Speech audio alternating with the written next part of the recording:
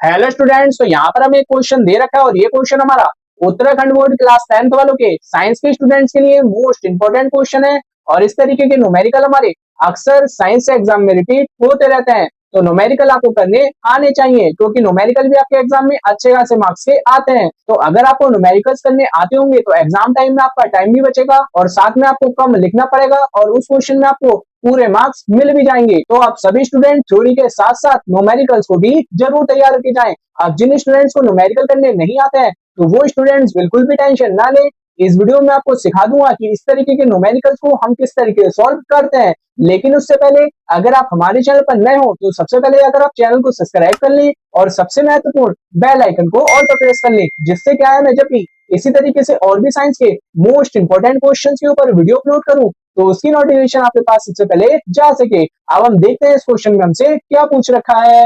तो इस क्वेश्चन में हमसे बोल रखा है कि 20 ओम प्रतिरोध की एक हमारे पास विद्युत स्त्री है जो कि 5 एम्पियर विद्युत धारा लेती है और यहाँ पर हमें यह बताना है कि 30 सेकंड में उत्पन्न ऊष्मा कितनी होगी, उसका हमें यहाँ पर मान बताना है। तो सबसे पहले यहाँ पर आपको ऊष्मा का फॉर्मूला पता होना चाहिए। ऊष्मा का हमारा एक फॉर्मूला होता है, उससे हम 2 से 3 फॉर्मूले बना लेते हैं। तो इस क्वेश्चन में कौन से फॉर्मूले का यूज होगा वो यहाँ पर मैं आपको बता देता हूँ, लेकिन उससे पहले जो हमें यहाँ पर क्वेश्चन में दे रखा है उसको हम यहाँ पर नोट कर लेंगे और साथ ही जो हमें निकालना है उसको भी हम यहाँ पर लिख लेते हैं। तो सबसे पहले हमें क्वेश्चन में प्रतिरोध दे रखा है तो उसको हम यहाँ पर नोट कर लेते हैं कि प्रतिरोध कैपिटल आर बराबर हमें कितना दे रखा है 20 ओम, तो उसको हम यहाँ पर नोट कर लेंगे।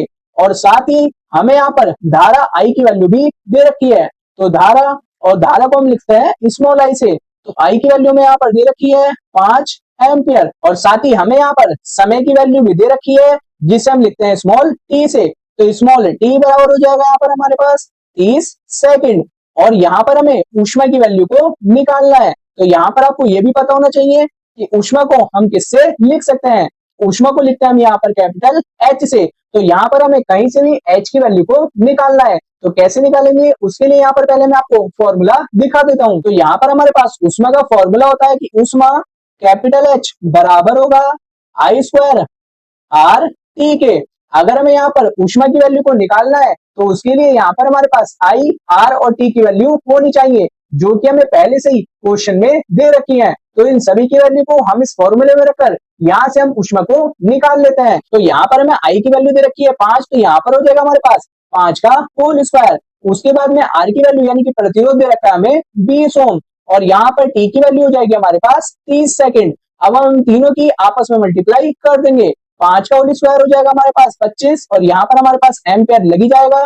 ऐसे ही यहाँ पर हम 20 की और 30 की आपस में मल्टीप्लाई कर लेंगे, तो मल्टीप्लाई कर आ जाएगा हमारे पास 600 और ओम इंटू सेकंड हो जाएगा जो हमारे मात्रक थे। अब हम यहाँ पर 25 की और 600 की आपस में मल्टीप्लाई कर देंगे, तो 25 छिंगा हो जाएगा यहाँ पर हमारे पास 150 और 2 जीरो बचेंगे उनको भी लगा देंगे और जो यहाँ पर हमारे पास मात्रक बचे हैं एम्पियर ओम इंटू सेकंड, इनको लिख लेंगे। अब यहाँ पर हमारे पास आ जाएगा 15,000 जो कि हमारे पास चल ही रहा है। अब ये एम्पियर ओम और सेकंड ये होता है हमारा जूल, तो यानी कि जो हमें ऊष्मा यहाँ पर निकालनी थी इस क्वेश्चन में वो हमारी कितनी हो जाएगी 15,000 जूल। तो जो हमसे क्वेश्चन में पूछ रखा था कि जो स्त्री है वो 30 सेकंड में कितनी ऊष्मा उत्पन्न करती है तो वो कितनी हो जाएगी हमारे पास 15,000 जूल। तो बहुत इजी क्वेश्चन था, बस यहाँ पर आपको जो हमारा ऊष्मा का फॉर्मूला था वो आपको पता होना चाहिए। बाकी जो हमें वैल्यू क्वेश्चन में दे रखी थी उसको तो आप क्वेश्चन में से नोट कर ही सकते हैं। तो अब जिन स्टूडेंट को ये फॉर्मूला ना पता हो वो इस फॉर्मूले को हाथों हाथ नोट भी कर ले और साथ में जो मैंने आपको कैलकुलेशन करवाई है